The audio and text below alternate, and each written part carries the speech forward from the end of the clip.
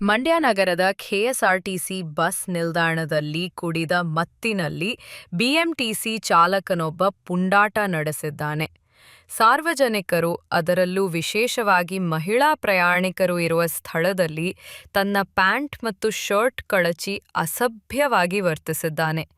ಆತನ ಈ ವರ್ತನೆ ನೋಡಿ ಮುಜುಗರಕ್ಕೊಳಗಾದ ಮಹಿಳೆಯರು ದೂರ ಸರಿದಿದ್ದಾರೆ.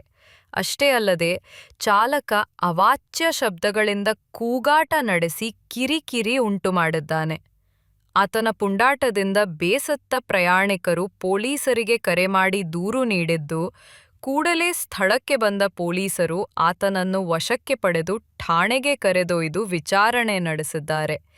ಈ ಘಟನೆಯಿಂದಾಗಿ ಬಸ್ ನಿಲ್ದಾಣದಲ್ಲಿ ಕೆಲಕಾಲ ಆತಂಕದ ವಾತಾವರಣ ಸೃಷ್ಟಿಯಾಗಿತ್ತು.